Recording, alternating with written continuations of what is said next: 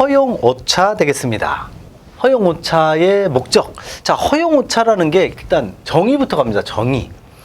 예를 들어서 건축물을 지을 때 우리가 건축 허가나 건축 신고 도서에 뭐 배치도 들어가지만 평면도, 입면도, 단면도 그림이 들어갑니다. 그림. 예를 들어서 건축물에 여기서부터 여기까지 거리를 딱 10m하고 10m짜리 100제곱미터의 면적으로 건물을 짓겠습니다라고 그림은 그렸는데 실제로 이 건물을 짓는 걸 보니까 10m가 아니라 10.1m야. 그러면 0.1m만큼 10cm 정도 차이가 있죠? 그러면 그거를 이 정도 허용 오차로 그냥 그 오차를 허용을 해줄 거냐 말 거냐, 그거에 대한 겁니다. 그래서 허용 오차의 목적은 공사 중에 부득이하게 발생하는 오차, 이걸 현실적으로 수용을 해줄 거냐 안 해줄 거냐, 그거를 보더라인, 경계선을 만들어 놓는 게 허용 오차가 되겠습니다. 그래서 대지 같은 경우에 이제 땅 같은 경우에와 땅과 건축물을 분리해서 계산을 합니다. 땅에는 건폐율, 이제 다음 시간 정도에 나올 텐데요. 건폐율, 대지 면적분의 건축 면적, 대지 면적분의 연면적 이렇게 나왔는데 건폐율은 0.5% 이내이면 보통 봐주겠다라는 거예요. 건폐율은 보통 뭐 70%, 90%라는데 90.5% 이렇게 0.5% 이내면 괜찮은데 그 0.5%라 하더라도 5제곱미터를 초과하면 안 돼요. 그러니까 0.5와 5를 잘 기억하고 계셔야 됩니다. 그리고 용적률 같은 경우에는 1% 이내에서 30. 여기는 2배로 올라가지만 여기는 6배로 올라가는 거죠. 그거를 잘 기억을 하시기 바라고. 여기 건축선의 후퇴거리, 건축물과의 거리 나오면 거리는 무조건 3%예요. 거리와 두께는 무조건 3%. 이렇게 기억하시는 게 편합니다. 시험 문제 어떻게 나오냐면 이게 0.5도 있고 1도 있고 3도 있고 2도 있고 막 쫙 나열해요. 쭉 나열해서 다음 중 허용 오차가 가장 큰 거는 무조건 3%예요. 3%니까 거리 아니면 두께예요. 그렇게 보시면 돼요. 이 앞에 있는 거 암기하실 필요 없습니다. 이거 제가 책임집니다. 이거 암기하실 필요 없어. 얘는 절대 틀리게 안 나와요.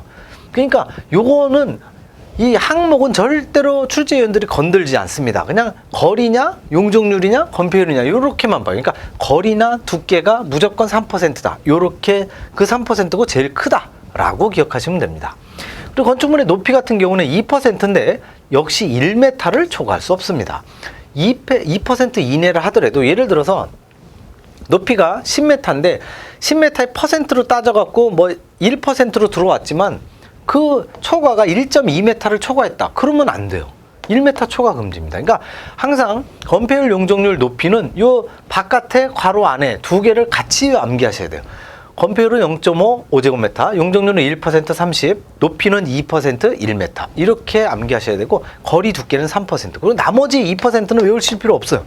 이거는 그냥 2%는 거의 안 나가요. 거리나 두께가 3%고 나머지만 암기하신대요. 그리고 나머지는 다 2% 이렇게 하시는 게 제일 깔끔하다는 거. 됐죠? 자, 3번으로 가셔서 건물의 철거 신고 기간입니다. 건축물의 철거인데요. 보시면 우리가 개축이 있고 재축이 있죠. 개축 같은 경우는 내가 임의로 그냥 때려 부시는 거. 재축은 재해나 재난에 의해서 뭔가 멸실되는 거. 그래서 임의적으로 내 맘대로 철거 할 때는 철거 예정인 3일 전까지, 재해로 인해서 멸실, 무너진 경우에는 30일 이내. 자, 내 맘대로 철거는 멀쩡한 건축물을 이거를 허물고 다시 증축을 하거나 개축을 하거나 뭔가 더 아름답게 하기 위해서 내 맘대로 하는 거나 3일 전은 이 철거 예정인 3일 전까지 반드시 신고를 해야 되는데, 이 철거 신고를 해야 되는데 재해로 멸실이 됐다. 태풍이 왔어요, 폭풍이 왔어요, 지진이 왔어요, 뭔가 화재가 났든지 재난을 당한 거야. 완전히 하늘이 무너지는 재난, 내 재산이 다 순식간에 날아갔는데 너무너무 마음이 안 좋은데 그걸 3일 이내로 하라. 그럴 순 없죠. 30일 이내로 멸실이 된 경우엔 30일, 내 맘대로 철거는 3일.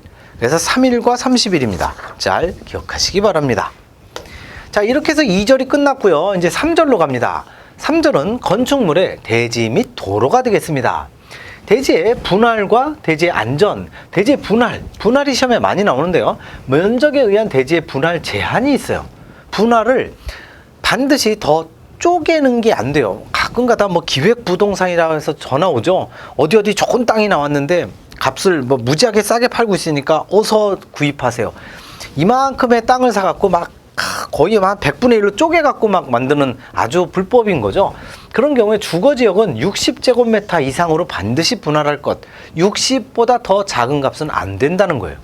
상업지역인 경우엔 150, 그리고 공업도 150, 녹지가 200인데 얘네들은 거의 안 나오고요.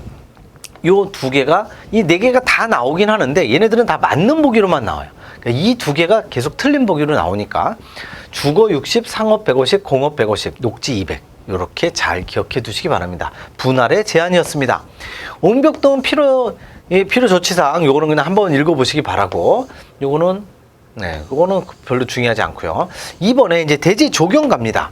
조경 요거는 꽤 중요한 내용이죠.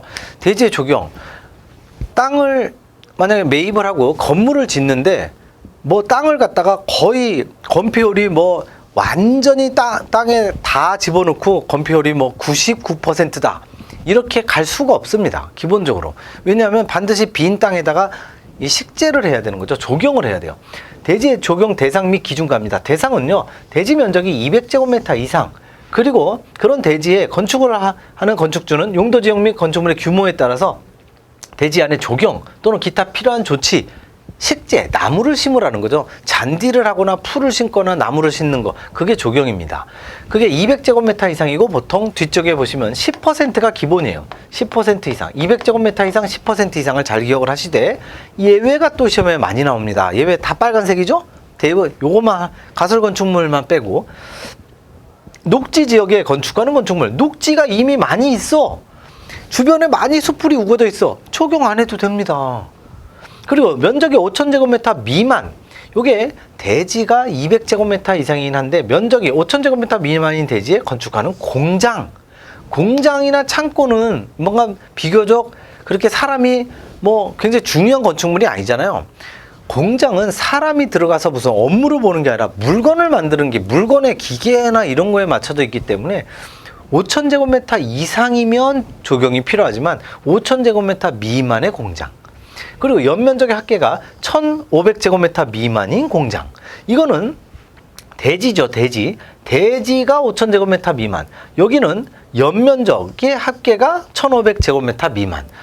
요거는 대지, 요거는 건축물이죠. 연면적이 뭐예요? 연면적의 정의는 각 층의 바닥 면적의 합계. 각 층의 바닥 면적의 합계가 1,500제곱미터가 안 되는 공장은 얘네들은 예외다. 적용 안 해도 된다. 그리고 축사, 소, 뭐 닭, 양, 얘네들 동물들 우리 기르는 곳, 여기는 뭐 적용할 필요 없는 거죠. 그리고 연면적의 합계가 1,500제곱미터인 물류시설, 공장도 마찬가지지만 물류시설, 보통 택배죠.